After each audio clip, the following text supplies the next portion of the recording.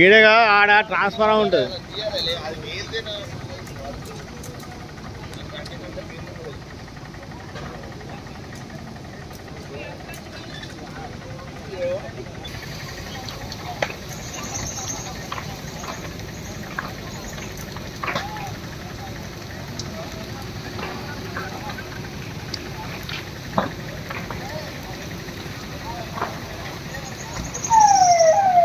తర్వాత ప్రభుత్వ పరంగా ఖచ్చితంగా ఏ రకంగా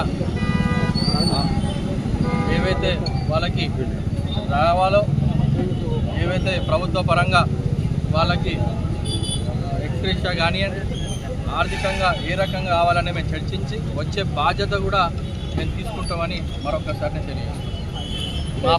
మా ప్రయత్నం ఖచ్చితంగా ఉంటుంది.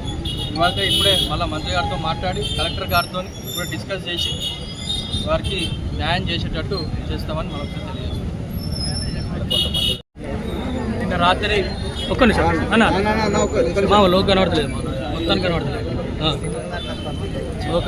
ఇది పక్క కనబడరే ఎవరు పడుతుంది. నిన్న రాత్రి ఏదైతే అగ్ని ప్రమాదం జరిగిందో హైదరాబాద్ పట్టణంలో చాలా బాధాకరం. అది షార్ట్ సర్క్యూట్ వల్ల జరిగిందని ఇక్కడ అధికారులు చెప్తున్నారు.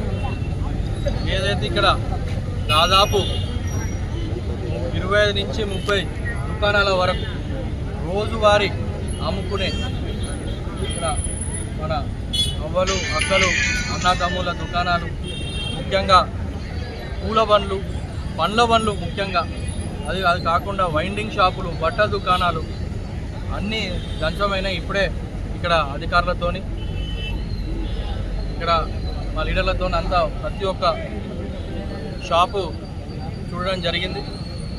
ఖచ్చితంగా మా అధికారులు ఆల్రెడీ ఆర్డీఓ గారికి ఆదేశాలు ఇచ్చడం జరిగింది, ఎంఆర్ఓ గారికి ఆదేశాలు ఇచ్చడం జరిగింది, మంత్రి గారు పొన్నం ప్రభాకర్ గారు రాత్రే ఆదేశాలు ఇచ్చింది.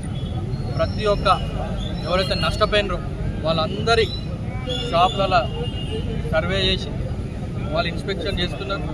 ఎంతవరకు నష్టమైంది నివేదిక ఇచ్చి కలెక్టర్ వరకు, మంత్రి వరకు, ముఖ్యమంత్రి వరకు తీసుకుపోయి వాళ్ళకి న్యాయం చేసే బాధ్యత కాంగ్రెస్ పార్టీ ఇన్ఛార్జ్గా మేము, కాంగ్రెస్ పార్టీ ఇక్కడ ఉన్న మా నాయకత్వం తీసుకుంటుందని, ఎటువంటి ఇక్కడ ఇబ్బంది పడకుండా వాళ్ళకి అన్ని రకాలుగా మా పార్టీ మేము ఆదుకుంటామని మరొకసారి అందరినీ తెలియజేస్తాం. ప్రభుత్వ పరంగా